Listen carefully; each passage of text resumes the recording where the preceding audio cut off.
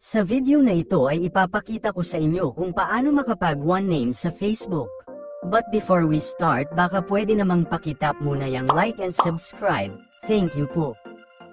Para makapag one name sa Facebook, may dalawang bagay lang tayong dapat gawin.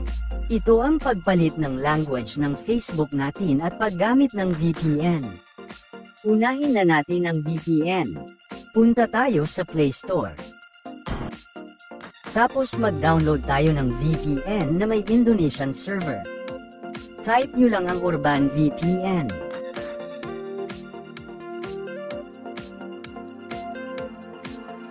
Piliin natin tong kulay pink na robot. Sa mga hindi nakakaalam, Indonesia lang naman ang country na pinapayagan ni Mark Zuckerberg na gumamit ng one name sa Facebook. Yan ang dahilan kung bakit need natin ang VPN na may Indonesian server. Open lang natin pag natapos. Tap ang Choose Free.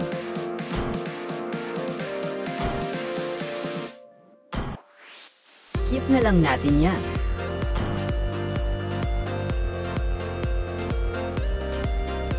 Search lang natin ang Indonesia.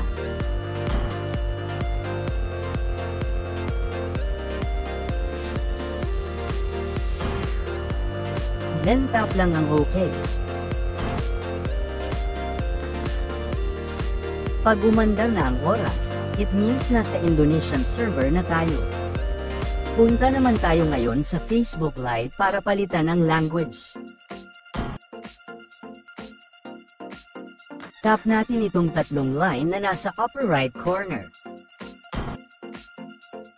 Next, dito sa Settings and Privacy. Scroll down lang tayo, then itap ang language. Tapos hanapin at piliin lang ang bahasa Indonesia. Kapag na-back kayo dyan, meaning napalitan na. Ngayon naman, magpapalit na tayo ng name. Tap lang ulit itong tatlong line. Kung napapansin nyo, nag-iba na ang salita. Sundin nyo na lang lahat ng gagawin ko. Bagalan ko na lang para makasunod kayo ng maayos.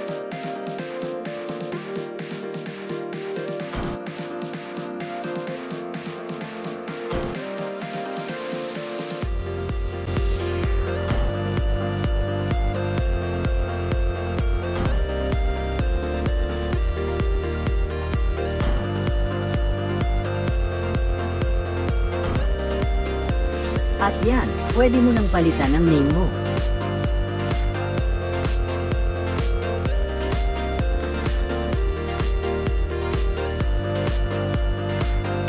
Kung nakikita nyo, bawal siya.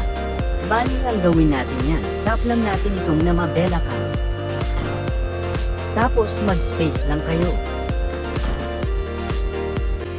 Then tap nyo na yan.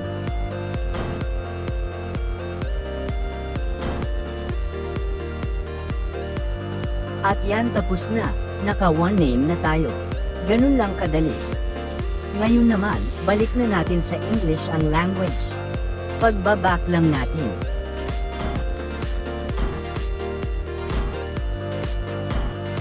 Scroll down lang tayo. Tapos pindutin ang bahasa. At select ang English. At yan, tapos na. Hanggang dito na lang. Sana nakatulong ako sa inyo.